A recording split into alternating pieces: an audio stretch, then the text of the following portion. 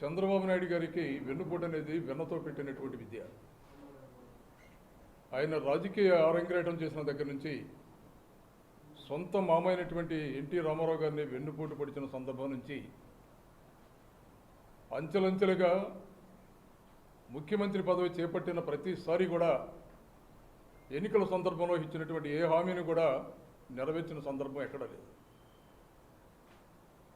ఆ రోజు రాజశేఖర రెడ్డి గారు 2004-2005లో అధికారంలోకి వచ్చినప్పుడు కూడా చాలా స్పష్టంగా చెప్పారు.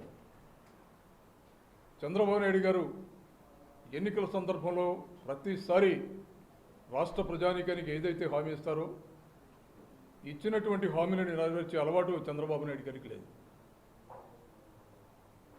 వెన్నుపోటుతో ప్రారంభమైనటువంటి ఆయన రాజకీయ జీవితం ఇవాళ రాష్ట్ర ప్రజానీకాన్ని మభ్యపెట్టి మాయమాటలు చెప్పి అసాధ్యమైనటువంటి ఎన్నికల హామీలు చెప్పి రాష్ట్రంలో ఉన్నటువంటి 5 కోట్ల మంది ప్రజానీకాన్ని వాళ్ళు వెన్నుపోటు పడుతున్నారు.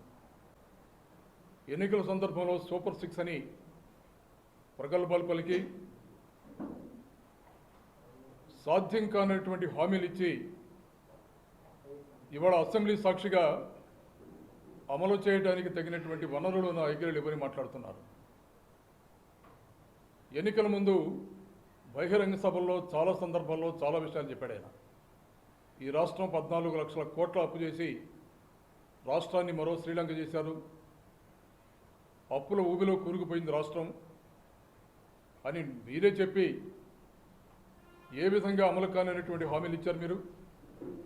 మీరు ఇచ్చినటువంటి హామీలు అమలు జరగాలంటే సంవత్సరానికి 1,25,000 కోట్ల బడ్జెట్ కావాలి.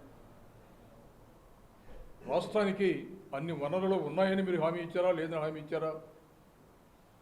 తీరా అసెంబ్లీలో మీరు మాటలు కాగ్ నివేదిక కానివ్వండి, రాష్ట్ర గణాంకాలు కానీ చెప్పే సంపూర్ణమైనటువంటి నివేదికలు ఏం చెప్తున్నాయి? అంతకు ముందున్నటువంటి అప్పుతో సహా జగన్మోహన్ రెడ్డి గారి పరిపాలనలో చేసినటువంటి అప్పుతో సహా పోల్చుకుంటే కేవలం 6,50,000 కోట్లు మాత్రమే ఉన్నాయని అసెంబ్లీలో మాట్లాడారు మీరు. అంటే రాష్ట్ర ప్రజానీకానికి ప్రతి అణువణువును అబద్ధాలు చెప్తూనే వచ్చారు. సూపర్ 6 గురించి గ్రామాన కూడా బాణాలు ఉద్దారు మీరు. రాష్ట్రంలో అత్యధికంగా నిరుద్యోగులు ఉన్నారు. 20 లక్షల ఉద్యోగాలు తీస్తాను, ఒకవేళ ఉద్యోగాలు ఇవ్వకపోతే ప్రతి నిరుద్యోగి కూడా 3,000 రూపాయలు ఇస్తారని మీరు స్పష్టమైనటువంటి మీ ఎన్నికల మేనిఫెస్టోలో సూపర్ 6లో కూడా మీరు మాట్లాడారు. సంవత్సరం దాటింది ఇవాళ.